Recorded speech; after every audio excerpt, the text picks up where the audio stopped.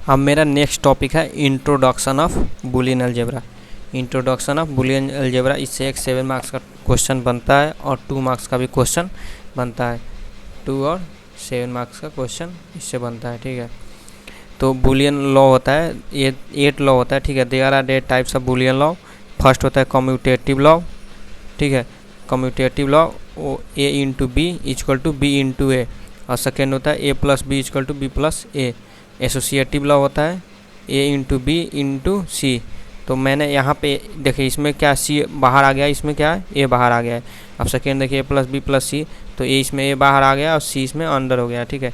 Distributive law A into B plus C equal to A into B plus A into C. ये तो वही वाला rule है normal जो हम लोग यूज करते हैं हर जगह।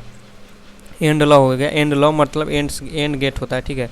एंड गेट होता है, एंड गेट में अगर आप एंड गेट ए और बी देते हैं तो आपका आउटपुट होता है A into B. And gate मतलब क्या होता है, एंड गेट मतलब मल्टीप्लिकेशन वाला लॉ फॉलो करता है। 0 इंटू ए इंटू 0 कर देंगे तो 0 आ जाएगा, ए इंटू ए आ जाएगा ए। इसमें 1 इंटू 1 होता है, तो A into A equal to A into 1 ये हो जाएगा, आपको नॉर्मल पता होगा। और ए मान लीजिए ए मेरा हो जाएगा 1, ठीक है। और जब इसको इन्वर्स कर देंगे, मेरा इन्वर्स लगा है तो ये 0 हो जाएगा, तो 1 इंटू 0 0 सिंपली। और लॉ मतलब एडिशन वाला रूल फॉलो होगा। ए प्लस 0 ए एडिशन वाला लॉ होता है जो और गेट में यूज होता है, ठीक है। मेरा और गेट में यूज होता है। अगर ए और बी दिया रहे तो मेरा आ जाएगा ए प्लस बी, तो मेरा ए 1 प्लस 1 इसमें 1 ही होता है। आपको मैं बताता हूँ इसी वीडियो में आपको गेट भी कवर करा दूंगा, गेट से ही आपको ये सारे लॉ समझ में आएंगे, ठीक है। A plus 1 equal to 1 A plus बार।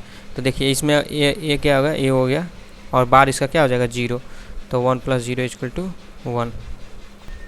आप आ जाइए 6 नंबर देखते हैं इन्वर्जन लॉ। इन्वर्जन लॉ होता है अगर मान लीजिए ए अगर बार 1 लगा है तो मेरा ए बार ही होगा। अगर इस पर मैं 2 बार लगा देता हूँ तो ए बार मेरा हट जाएगा, यही होता है इन्वर्जन लॉ, ठीक है। ऑब्जर्प्शन लॉ होता है ए, इसमें ए बाहर ए ऐसे रहेगा आपका ए प्लस बी, तो मेरा क्या हो गया ए हो गया है, ठीक।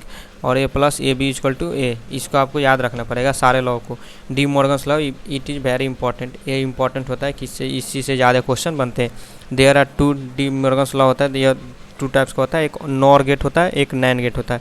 नॉर जो होता है और का इन्वर्स होता है नॉर, और एंड का इन्वर्स होता है नैंड, ठीक है। वही वाला ए प्लस बी का inverse A inverse into B inverse, A into B का inverse A inverse plus B inverse. आपको मैं इस पे लॉजिक गेट्स भी बता देता। देखिए इस पे मैंने 2 क्वेश्चन करा रखा है, एक होता है सॉफ्ट फॉर्म और एक पॉज फॉर्म। जो के मैप इसको इस सॉफ्ट फॉर्म और पॉज फॉर्म, अगर एग्जाम में सॉफ्ट फॉर्म और पॉज फॉर्म आ जाता है, अगर उसमें मतलब इंक्लूड रहता है उस क्वेश्चन में रहता है कि आपको क्या करना है, आपको ये वाला इंट्रोडक्शन बूलियन लॉ अलजेब्रा से इसको सॉल्व करना है, तब आपको ये वाला रूल मतलब लॉ फॉलो करना पड़ेगा। या तो अगर आ गया के मैप से तो के मैप से इजीली आप कर सकते हैं। के मैप मैं आपको नेक्स्ट वीडियो में आपको बताऊंगा, के मैप बहुत ईजी है, तो इस पर बहुत कम भी ध्यान देंगे तो चल जाएगा। के मैप पे मतलब 100% आपको फोकस करना पड़ेगा, ठीक है। तो ये मैंने उसी रूल को फॉलो करके मैंने क्वेश्चन बनाया। यहाँ पे 2 टाइप्स का क्वेश्चन है, एक सॉफ्ट फॉर्म एक पॉज फॉर्म।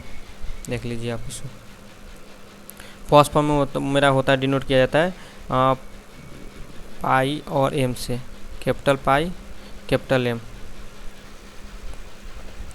इसे मैक्स टर्म बोला जाता है। और सॉफ्ट फॉर्म होता है सम ऑफ प्रोडक्ट, इसे बोला जाता है मिन टर्म। इसे सिग्मा एप्सिलॉन, इसे एप्सिलॉन बोलते हैं, सिग्मा बोलते हैं, सिग्मा और एम, इसे सिग्मा स्मॉल एम से इसे डिनोट किया जाता है। तो चलिए हम अपना नेक्स्ट वीडियो में अपना अगला टॉपिक कवर करते हैं, लॉजिक गेट्स।